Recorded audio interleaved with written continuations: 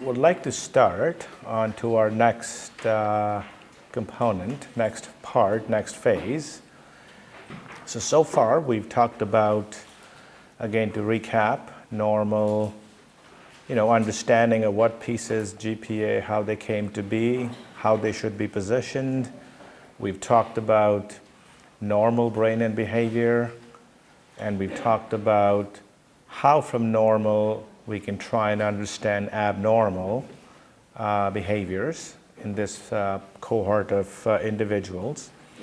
Now I know at the end of it, Milva had talked about a bit of a feedback. One of the things that I really would urge you guys to do is I have a little bit of an evaluative framework in the feedback that will be given to you. I would really appreciate if people can give me some feedback, because ultimately everything is only as relevant as appreciated by people like yourself. I mean, if something is not appreciated, it doesn't get off the ground. And the key is to see how best we can continue to do what we do just better.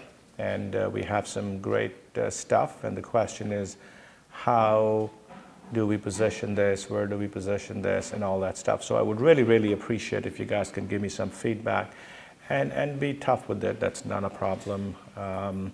If it doesn't speak to you, that's fine. If it speaks to you, that's great. Tell me what can be done better. So we'll move on to the next phase of our afternoon.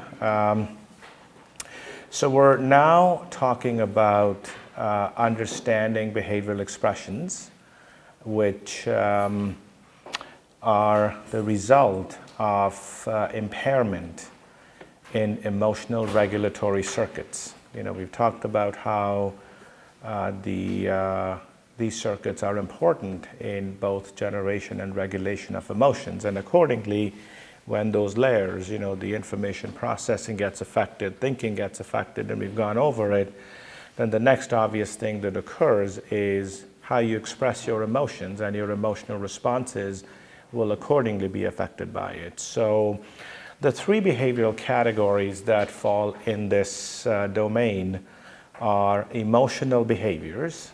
The second are fretful, trepidated behaviors. And finally, vocal behaviors. So before we go into it, again, a little bit of an introduction, because it's really, really important, again, since we're talking about understanding things the right way, is we do understand. Now, emotions, believe it or not, is a very scientific, psychological term. It's not just anything we can throw around. And psychologists have actually put definitions and parameters to this. And so here are the definitions. This is what emotion,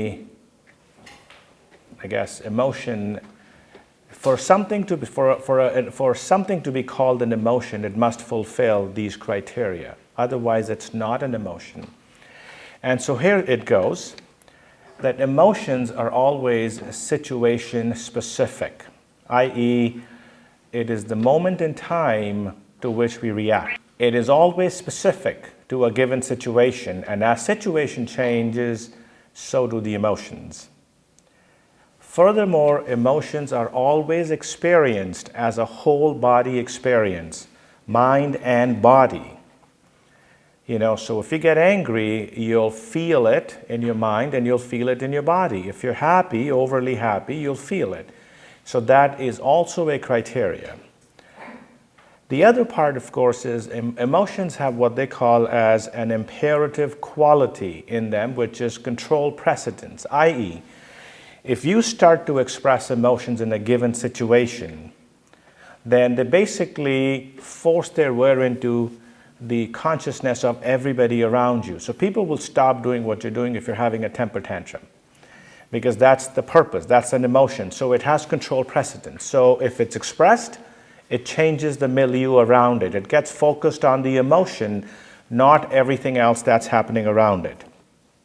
And of course, when you express emotions, then they lead to dynamic changes in the environment, as I've said, which then in turn will feed back into what's happening to your emotional expressions. So those are the criteria of emotion. Those are the definitions of emotion. It's very important to understand this. Mood, on the other hand, is a totally different animal. And here are the definitions of mood. So for something to be classified as a mood, they are persistent and absolutely not situation specific. If you come in grumpy, you stay grumpy for the rest of the day, regardless of what's happening around you. They're not influenced by what's happening around you.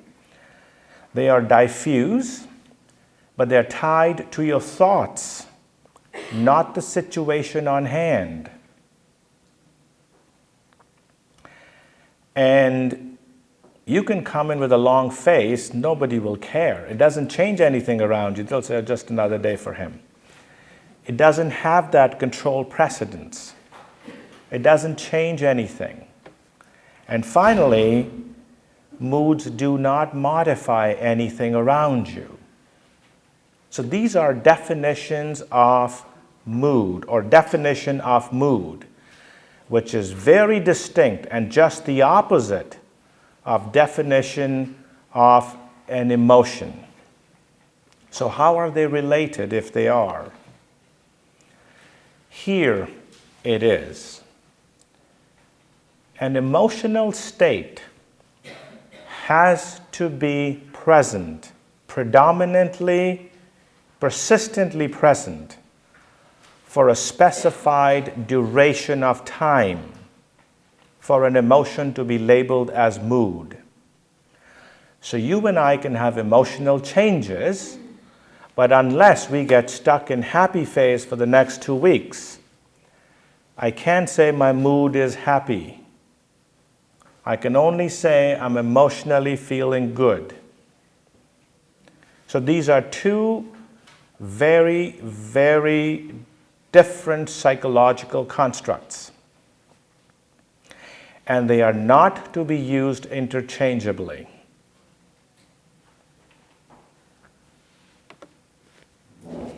Now, here is the kicker. If I were to ask you how you were feeling emotionally 10 days from now at 5 p.m., I don't think you guys have any recollection. And for me to be able to ask someone for mood and how their mood is, implicit in it is them being able to have a very preserved short-term memory, or they are keeping a diary. And then they bring it to you. Now, with our population of 9 and less, you can deduct for yourself how reliable that question is. How is your mood? I don't remember how I felt 2 days ago. I really don't. And for MMSE of 9 and less, I think 5 or 10 minute recall generally is 0 out of 3. Try 2-week recall. So here's the kicker.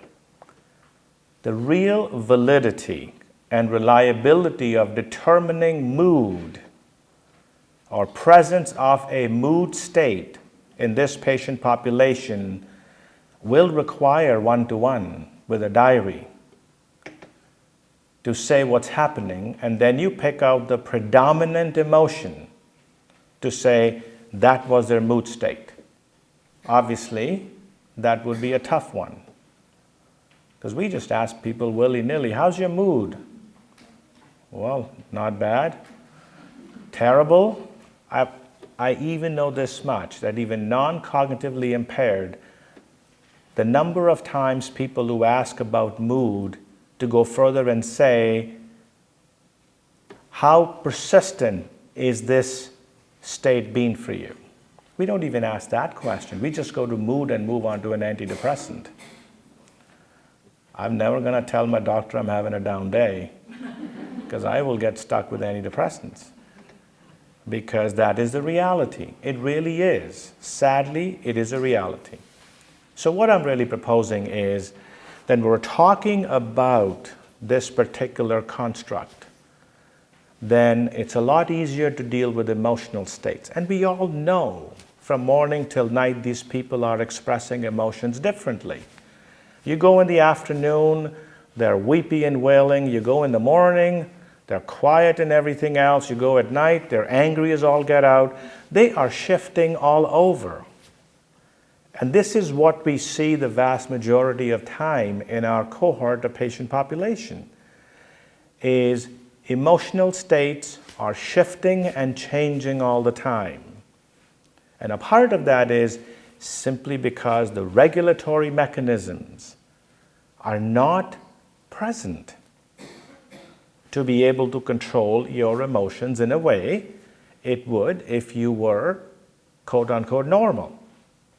So in essence, one of the things I do not do is ever ask that question, because I guess you can appreciate the validity of that answer. So if we're going to work with emotions, which is what I propose we do, then we need to know a little bit about them. As human beings, we have 5 primary emotions. That's very simple. It's like 5 perceptions: smell, taste, sound, vision, and touch. If you distill it that way, it makes life a lot easier. So we have 5 primary emotions: sadness or melancholy, discontentment, fear, anger, joy or happiness. Not very complicated. Those are the 5 primary emotions. And then these primary emotions intermix with each other to form secondary emotions. And some of the examples of secondary emotions are optimism, love, awe, disappointment, remorse, contempt, and guilt. So these are the secondary emotions. But because they are as a result of mixing of those primary emotions, I propose we just work with the primary, because that's easier to track and much more obvious. And you don't have to have them tell you. It's written on their face. The behaviors that come from those primary emotions, and because of impairment in emotional regulatory pathways, are emotional behaviors, fretful, trepidated behaviors, and vocal behaviors. So let's take each one of them at a time and see what understanding we derive from them. So the emotional behaviors category is appearing sad, despondent, tearful, expressions of themes of despair, morbidity, gloominess, and somatic complaints, mimicking, mocking, and being dismissive, sarcastic, teasing, derogatory comments, being critical, negative of others, and feeling rejected or increased sensitivity to comments from others. So that's the category that I have collected. Now, what's important to understand is for emotional behaviors, it only addresses 2 of those 5 primary emotions. Emotions of melancholy and emotions of discontentment. The others will be covered in the other categories. So in that behavioral category, I've separated what belongs under what. So you've got appearing sad, despondent, tearful, expressing morbidity and gloominess kind of things, and feeling easily rejected or being sensitive to what other people say.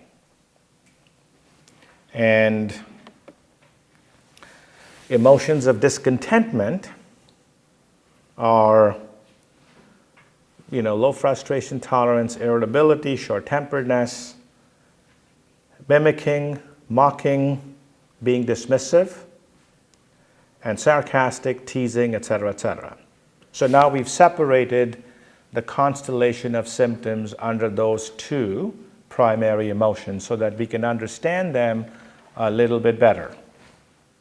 So before we understand them, we need to understand some basic issues around the expressions of these two primary emotions. One of the things we all understand as human beings is we are innately averse to pain. Whether it's emotional pain or psychological pain, we want to be as far away from it as possible, and we'll do whatever it takes. And protection from pain becomes our primary defense mechanism, because nobody wants to be hurt, whether it's emotionally or psychologically or physically. And what's interesting is the experience of these two emotions does not change. No matter how advanced people become with dementia. If anything, there is evidence to suggest that you actually become much more heightened to experiencing these two emotions, melancholy and discontentment. For all human beings, there are two approaches to dealing with pain. One is to cope with pain, and the other is avoidance of pain. You cope if you're stuck with information or stress or whatever, you deal with it, but the next time you run far away from it.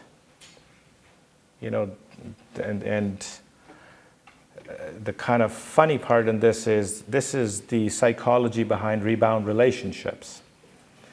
They're coping with pain, they want to run away, and then they get stuck even more, only to have more pain. So that's the key. We cope or we avoid. Now, when it comes to coping with pain, this is what we do, and it actually goes back to the way old thing grandmothers used to say: go have a little cry, you'll feel better. There was more science to it than our present dementia literature. And basically what it was catharsis. Is as I emote, as I talk more about what I'm struggling with. Psychotherapy is based on that, isn't it? And as I express more, it results in a fairly measured decompression for my psychological being. And as I decompress, I feel better. And the irony, of course, is that from the individual's perspective, it really is relief from suffering. But if you saw me wailing, you'll say, I must be in some real problem or really suffering or whatever. And that's the distinction here, is the individual is needing it, requiring it, because it helps them decompress. But from an outsider's perspective, it is labeled entirely differently. Avoidance of pain. So we talked about the coping and the avoidance. So the emotions of melancholy is expressions of coping with pain. But the expressions of discontentment are designed to prevent you or designed to facilitate avoidance of pain. And this is how it happens. So, I keep putting everybody down because it makes me feel good. You know those people all through your life. They'll say how wonderful they are and how great they are, and you kind of say, Jesus, my life sucks. But really, there's another way of looking at it. Your life doesn't suck. Because by doing that, what they're doing is they're really shutting you down. And once you shut down, then it creates a distance between you and them. And when it creates a distance between you and them, the them now no longer can be exposed to any hurt from you. So if you start to say, well, you did this, I did 10 times more, they will never come and see you again. Because now all of a sudden, you've hurt them.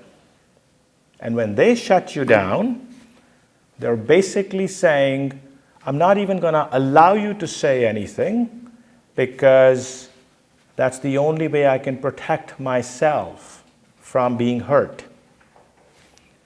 And therefore prevent myself from being exposed to pain. So it's their way of creating distance, their way of stopping communication, their way of protecting themselves from things you might say, but how it works in the real world is it reinforces their protection, it makes you feel like fool, and you always avoid them. And that's good for them, because it worked. That's what bullies do.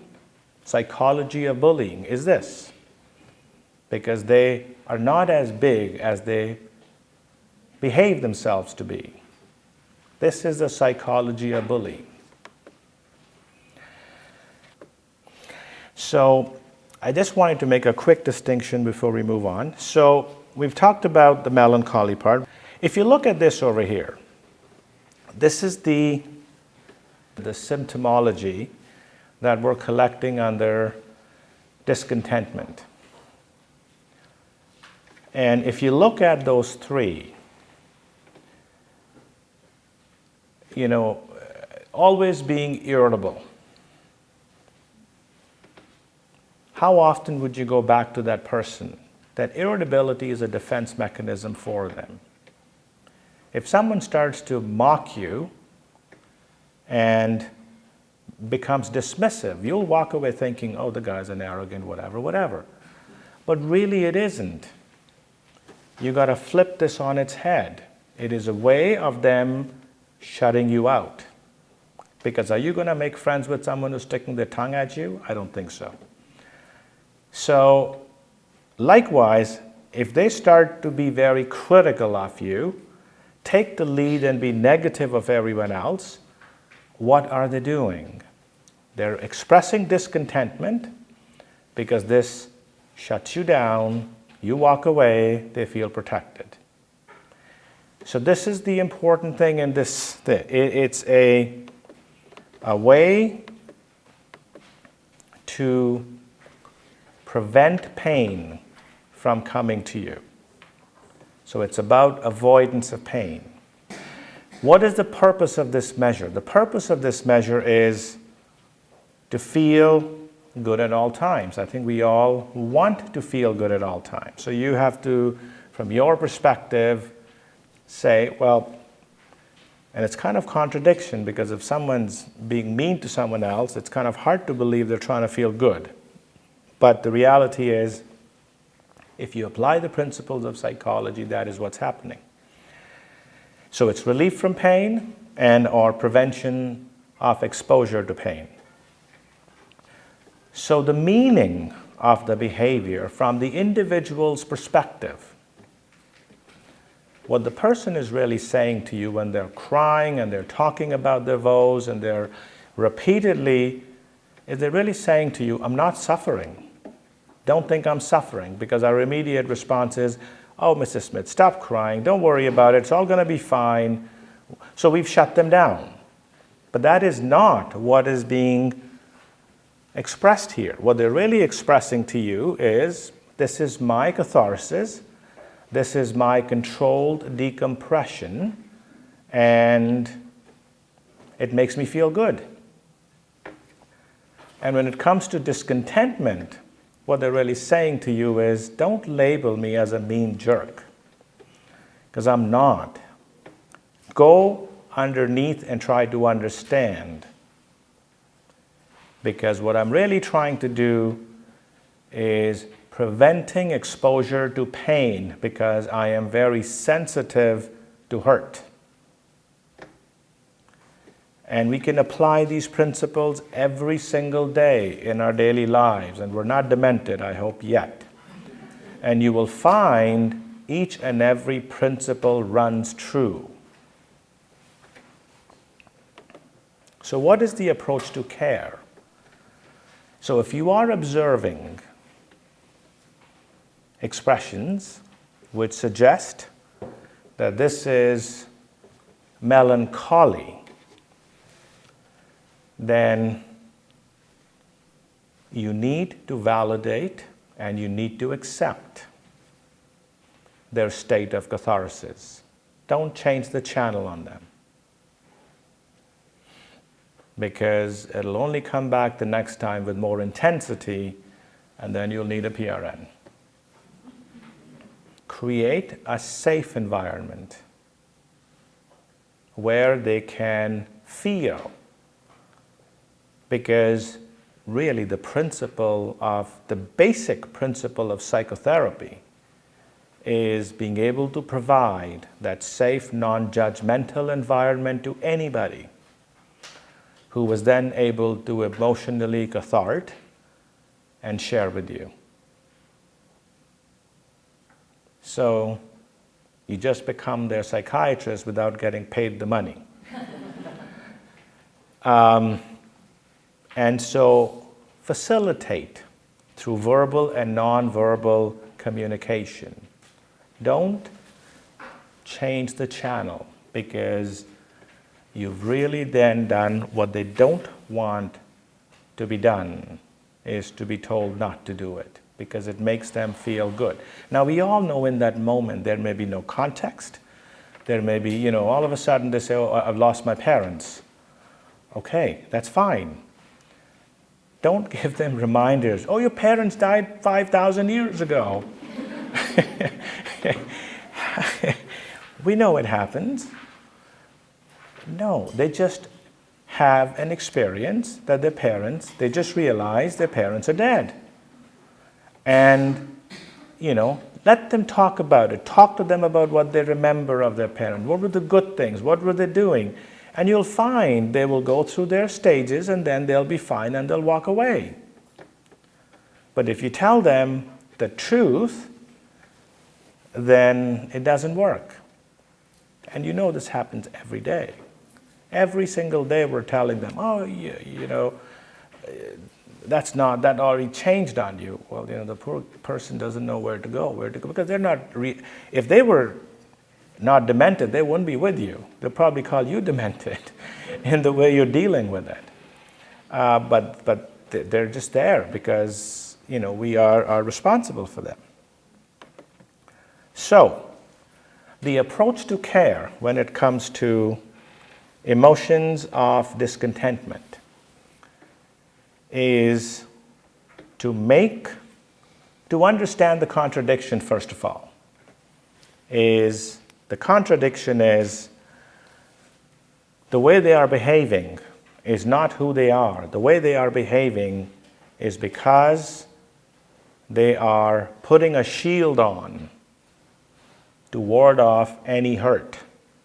And this is how they do it.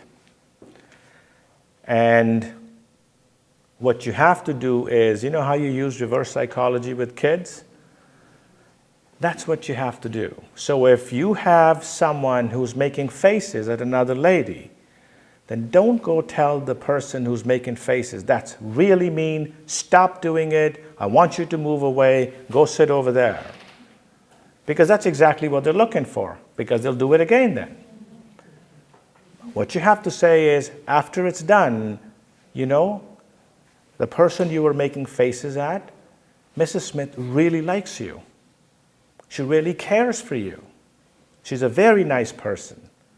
Because what you're doing is you're building down their defenses, because they don't want to get hurt and they don't want to reach out. But if you make that person at whom they are making these faces, then it takes away that fear of being hurt from that person. And therefore, you might see less of that happening. And again, if they are saying those kinds of things, I mean, how many times we go in and we hear all kinds of superlatives from our clients. You're fat, you're ugly, you're this, go away, blah, blah, blah. And again, what do? We avoid them, right? But the key is you've got to come up with things to say that is the opposite of what is being said, and see what happens. It may take a while. You may never get through, depending upon the degree and the severity of dementia. But certainly, what we tend to do and how we label them is not the way to go.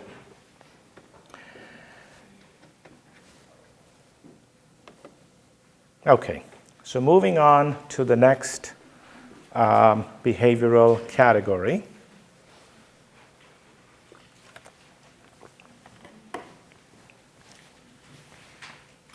Fretful, trepidated behaviors.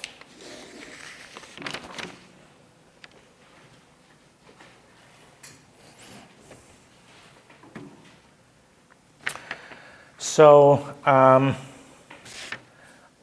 the symptoms or the expressions in this category are fairly obvious: fearful, scared, anxious, distressed, facial expressions, clingy, latching on, wringing your hands, rubbing your face, talking about things based in worry, fear, foreboding, those sorts of things, and even, believe it or not, hoarding and collecting belongs in this. And I'll explain how and why. Although hoarding and collecting can also belong in goal-directed, so it's a question of understanding the meaning. So, this particular behavioral category is expressing your primary emotions of fear. And how do we understand fear in our lives? We understand fear in our lives based upon attachment theories. You may have done Psychology 101 somewhere along the way, and you would definitely, if not, would have heard of names of people like Bowlby and Ainsworth. And they were instrumental. That's all they did, was sit with human beings and do recordings and understanding. And the initial theories of attachment, which, the other fancy word is bonding, really began with the mother and child. And what we do know is the attachment theories are valid across your life spectrum. They are valid through family, marital, work, the whole 9 yards. And the types of attachments that have been defined over the year, with all the collection of information, data, and everything else, are secure attachments, avoidant attachments, anxious attachments, and disorganized attachments. If one were to simply understand the psychology of these attachments, you could actually describe 80% of human behavior and illnesses in human behavior. Forget cognitively impaired. And the best example of struggles people have, when it comes to the diagnoses of borderline personality disorder, the crux of that is impaired object relationships or attachments. But it's also applicable to every other mental illness and the severity of it. But somehow the only fashionable thing that's run from this is that horrible diagnosis. But it's all about which type of attachment. So if the attachment is a secure attachment, how many times we know there are kids between the ages of 18 months and 24 months, mom sitting far away, and the kids can run all the way and come back. They'll go there, talk to so-and-so, come back to their mother. They don't show any evidence of any struggle. It's because that attachment is secure. They can go anywhere. You don't have to have mom in your pocket. Mom's image in your mind and how mom relates to you is enough security for you to be able to go around, do things, and come back. And then how many have you seen where the kid can't leave their side? You take them away and they're wailing like you just about strangled them. You know why? Because that attachment is anxious.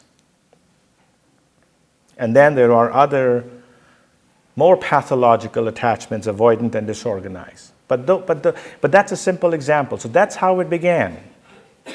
The understanding of attachments and feeling safe. Because I think it's important all of us feel safe. I gave you the example of feeling unsafe. Depending upon the type of attachment, and mind you, these are not static. They are dynamic over time. So you could start out with secure attachments, and then you venture out into the world, and you have other psychological screw-ups, and you start getting into horrible friendships and relationships, and then it becomes insecure. And for an insecure can become secure, because that is what this is. It's a lifetime journey. It is not just a snapshot in time. But how it gets reinforced and how it gets modulated is these things get stored in your brain on the hard drive, as mental images, those mental schemas we talked about. And those images create this inner world for us where we can identify places to be safe, we can identify places to be unsafe because of that pairing that we talked about, the discrepancy. But ultimately, if you have a secure base and it's reinforced with healthy relationships along the way, then it'll have a very different manifestation. So, let's take the example of an individual who has moderate dementia and who has had relatively secure attachments. And their mental images are accordingly stored in that way. And you put them, and the prime example is they have to leave home and come to St. Peter's Hospital because their behaviors for whatever reason, or nursing home, or go to day programs. Now, if their Mental images are secure. They can go to a new environment. They see a discrepancy, but they can rely back on their secure images and still feel safe in a new environment, which is what we do every single day. And there will be no symptoms. You'll not have any of those expressions identified under fretful, trepidated behaviors. But on the other hand, if your mental images are of the anxious type, then we put you into a new environment, and those anxious images, you don't have any internal grounding. You don't have a solid foundation. And now we put you into a new environment, and what happens? There is that discrepancy. And that discrepancy leads to feelings of insecurity. And when that happens, you start to show anxiety symptoms. And all the expressions under the fretful, trepidated category are anxiety symptoms. So this is what happens in moderate. Let's move on to what happens in advanced.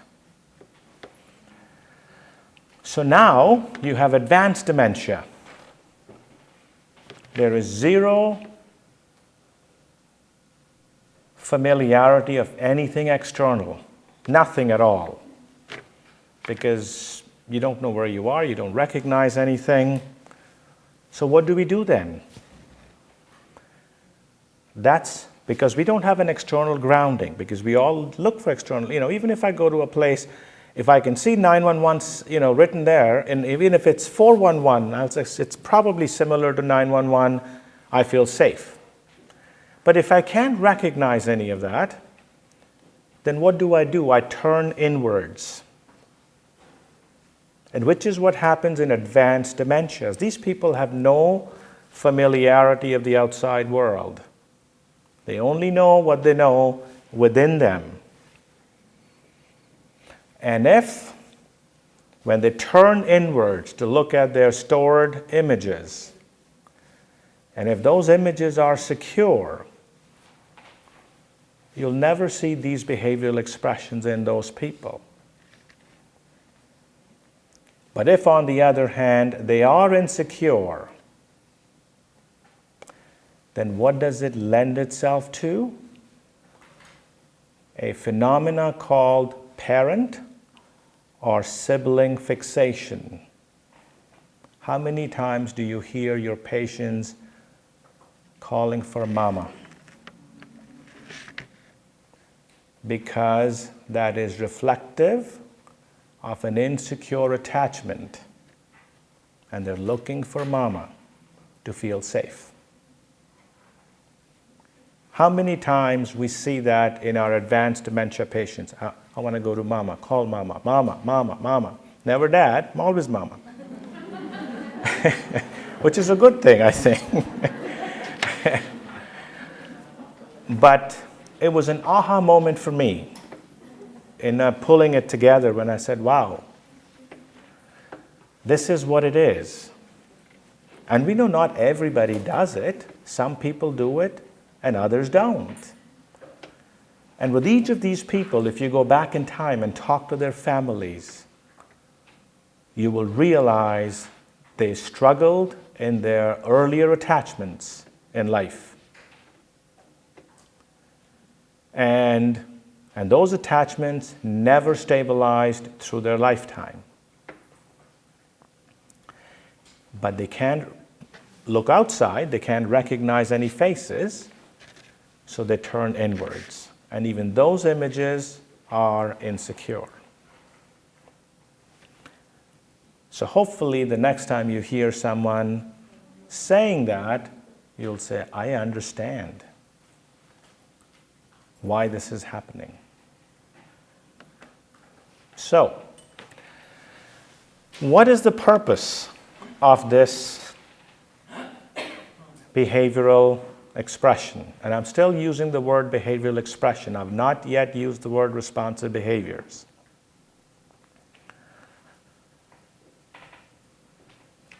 It is basically to tell you that for this individual, their security needs are not being met.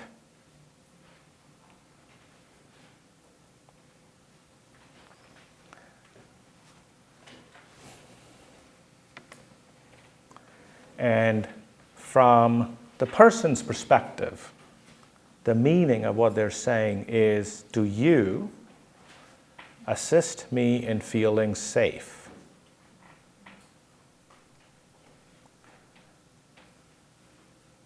Like we did, assist me to belong, assist me to meet my innate physiological needs, and here it's assist me to feel safe. So when we talk about needs-based, if you don't go beyond that and break it down, it really is one big nothing.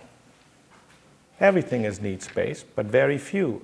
Not everything is needs-based. There are different reasons for different behavioral expressions. And then even in those expressions, there are different needs. And you have to be able to recognize or identify those.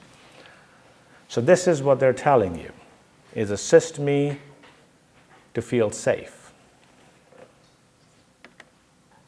So, approach to care. When it comes to moderate dementia, it's a little easier. Our entire approach is to try and create a safe place for them. And how do we do it? Is photo albums and memory windows. But don't give them pictures of their grandkids. They're not even married yet. Because at MMSE of 9, they have lost every memory they've had since age 10. They haven't even met their wife yet. And even if the wife was standing in front of them, they don't recognize, because the wife they remember is when she was 18 or 19. So give them pictures of their parents. Give them pictures. Find out from the family, who did they have good relationships with? Who gave them that sense of security? And then show them those pictures. Maybe their grandparents. Not everybody had parents who were around. They were raised by grandparents. Very common in that generational. It's come back again now. So you have to identify that person or persons in their world. Siblings, sometimes, wasn't uncommon. The eldest child is 15 and mom's having the 20th baby.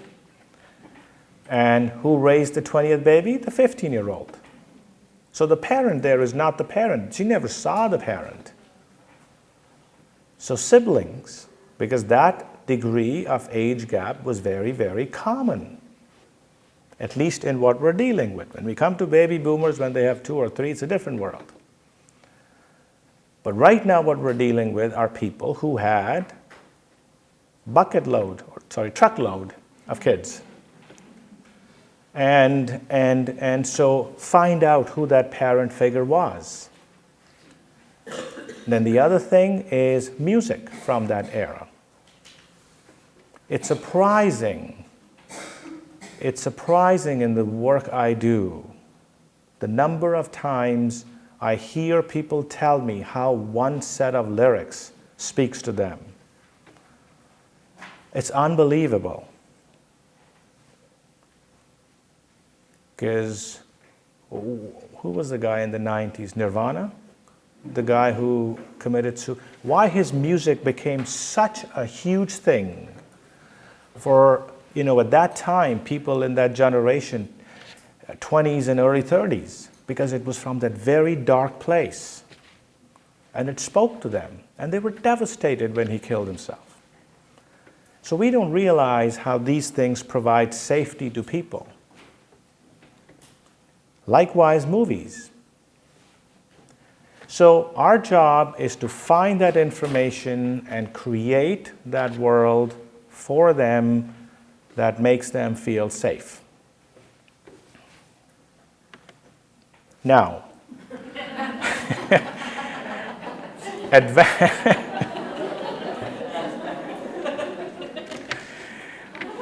I have to admit, when they've turned inwards and all they have are those insecure images, I don't know, because they're not connected to the world outside. Why do you think so many people calling out "Mama, Mama" respond to nothing? I mean, you can give them dolls till dolls start to change clothes on their own. They're not looking for babies. They're looking for their mother. They're not looking for babies. So I've had some success with some pharmacological treatment, I will admit. But there again, I mean, we're still very early in this game to know. But I don't know what to suggest. I'd like to hear from if people have any ideas, but this is a tough one. And that's why these people are the hardest. If they're around you at a nursing station, they give you a reason to go home and drink, which is good. We need more of them. But it's a tough thing. It is a tough thing. So, again, any thoughts would be welcomed.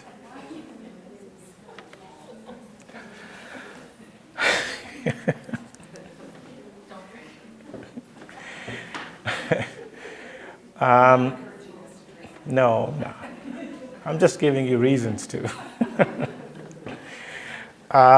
Okay, let's move on to the final category.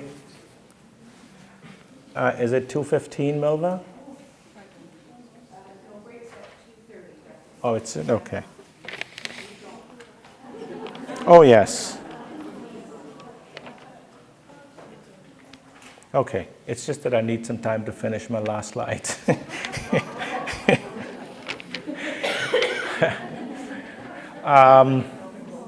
So vocal behaviors. So the vocal behaviors are the expressions in this category are,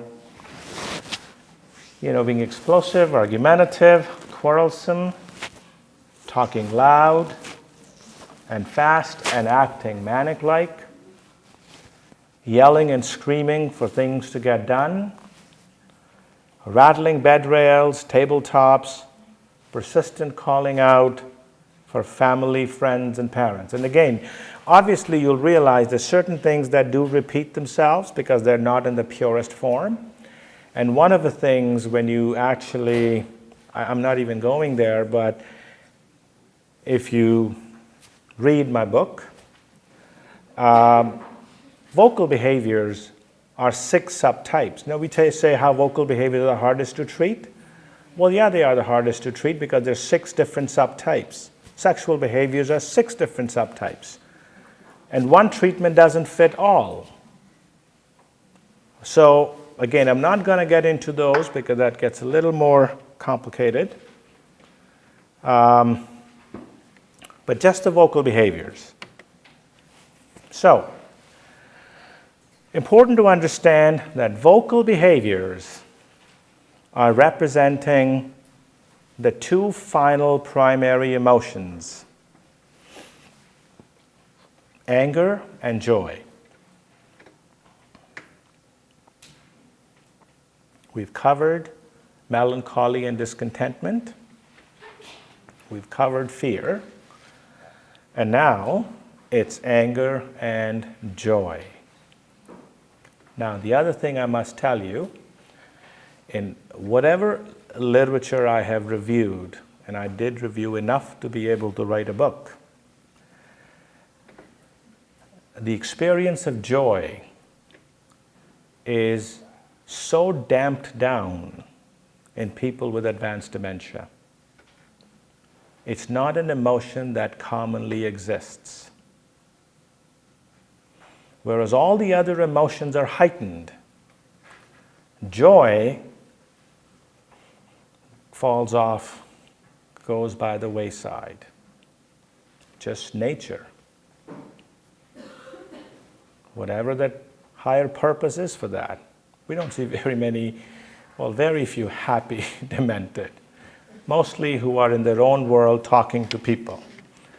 Otherwise, it's not a common thing for you guys. You're not surrounded by happy people. I think you know that. In the room as well and your workplace as well.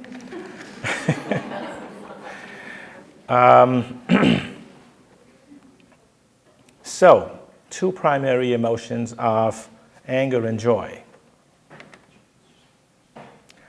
Now we talked about the regulatory circuits.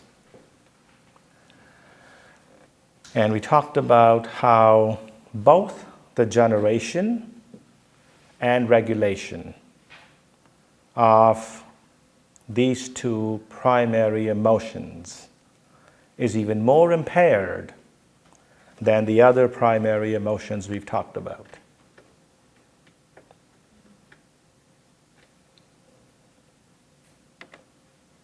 So, just to get a little understanding of what this is,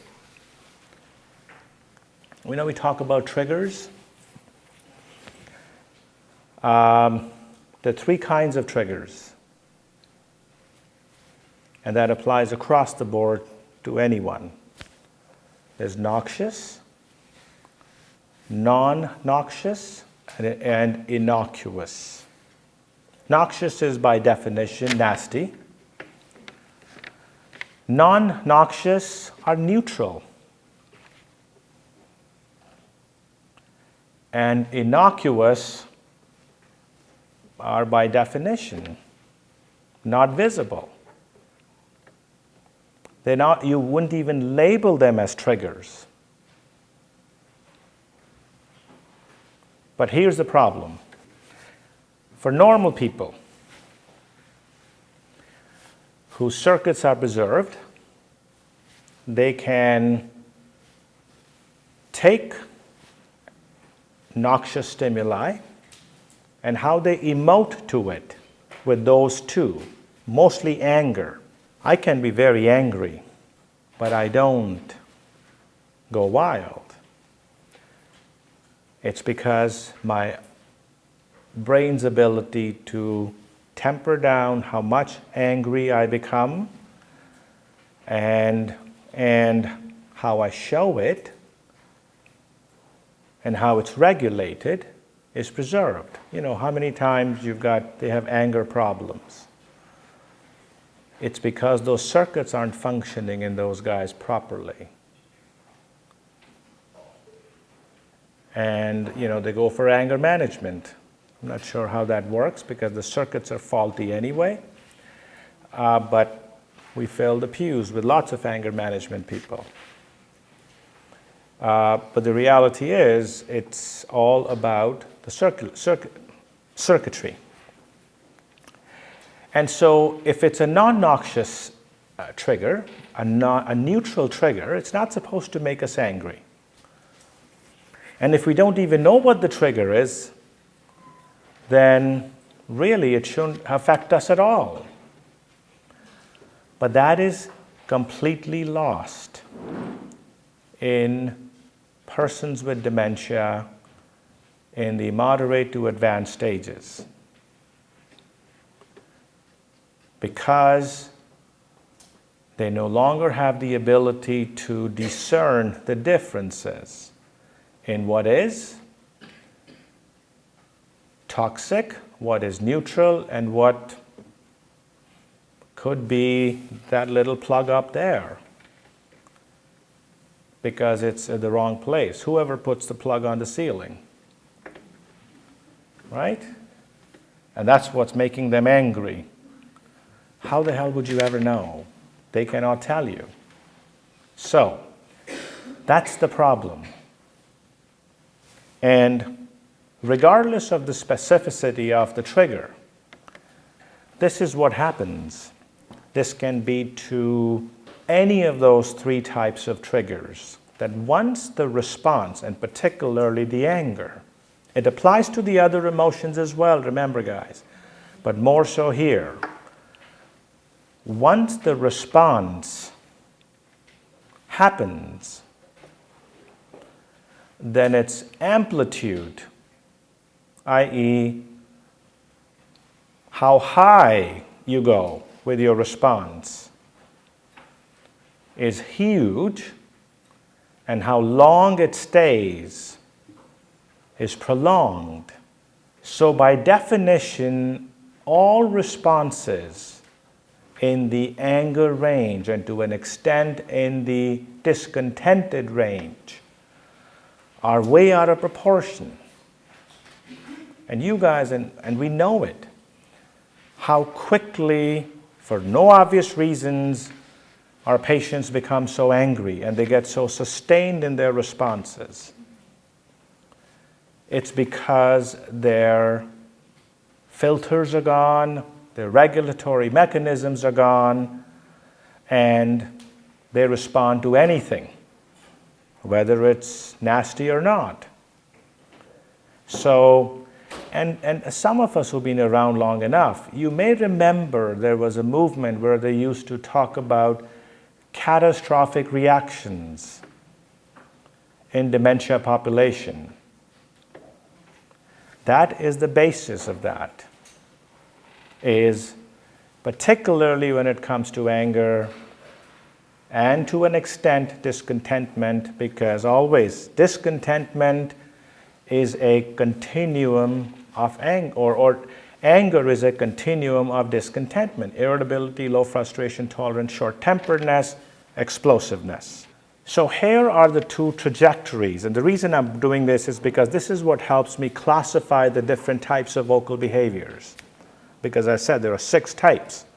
But just on a very surface is for people to appreciate that we know they're out of proportion responses, but the initial response is explosiveness.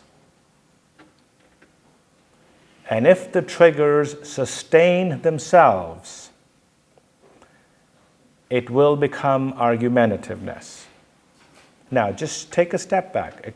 You come to me, I'm busy doing something, you disturb me, I say, get the hell away from me.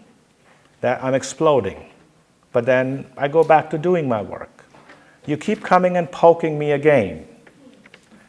Then what happens is I become argumentative. I engage you now in back and forth. So explosiveness is the individual's response. Argumentativeness takes 2 people. I don't argue with myself. Hopefully you guys don't either. But argumentativeness is engaging. And if that persists, it gets to fisticuffs, quarrelsomeness. So you see that continuum. And it happens in our cognitively impaired people all the time. It's a matter of understanding and sorting it out. Or you can have another trajectory where you have explosiveness, and then it just goes off into this, what we call as primal scream. The rawest version of shrieking and yelling and the whole 9 yards. Gets your hair on the back curl. And that can go on for days. But that is also a manifestation of emotions of anger. So these are all trajectories from there. And that's just breaking it down, because idea is, in the first trajectory, you want to be able to eliminate something so it doesn't get to argumentativeness. And we'll talk about that a little bit. Similarly, there is a continuum on emotions of joy. Effusive bubbly, being a little effervescent, a little too many bubblies you drink and you become bubbly. That's different from being elated, and that's different from being euphoric. As I said, we don't see much of this for whatever reasons. You have one manic patient on the unit, and you can tolerate a lot because they make your life really good. The happy kinds. We don't see very many happy people, effervescent. The odd one, we want to hang on to them. On upstairs too. We don't want this person leaving us. They're fine, but we don't want them leaving us. They can stay. Everybody else can go.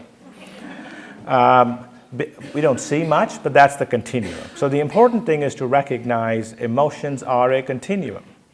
So, if you look at the behavioral category, the expressions we talked about, I've just broken it down now to anger is explosive, argumentative, quarrelsome, yelling, screaming, making strange noises, and repetitive sounds, etc., etc. And the emotions of joy in that category are, talking loud, fast, manic-like. We don't see very often. When we do. It's a little easier, but we don't. So what is the purpose of this behavioral category? It's important for you guys to be aware of the fact, because the vast majority of this presents itself through expressions of anger. These are hyperreactive states. These people are just responding to anything and everything, and at the same time, the amplitude and the duration is completely out of proportion. So don't take it personally if they keep, show you these things over and over again. It isn't that you're doing anything wrong. It's not that you really are the trigger. It's just the way they are. And from the individual's perspective, what is the meaning of the behavior? So from the individual's perspective, the meaning of the behavior lies in that old medieval concept of fighting with the ships. Is before you attacked, you shot across the bow as a warning.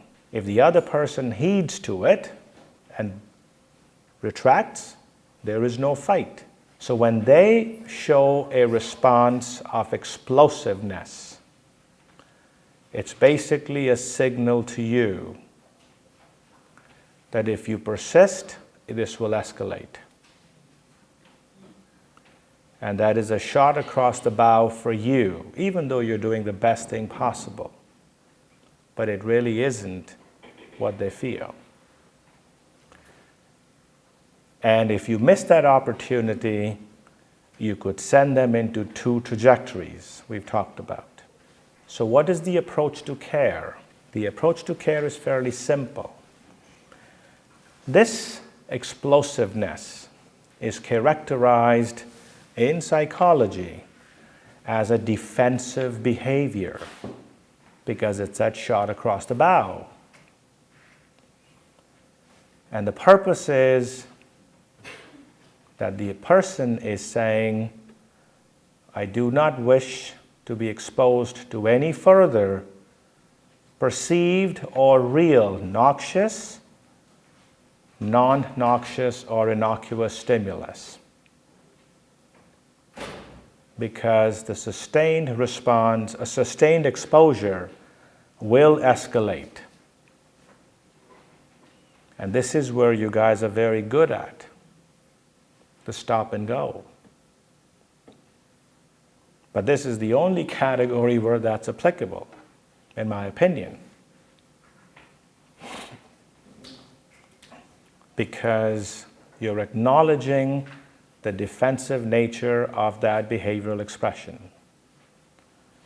And therefore, you're working with them and preventing it from escalating. And intuitively, people do it, but this is just putting a little bit more substance to what you intuitively do, and validating what you do is the right thing to do.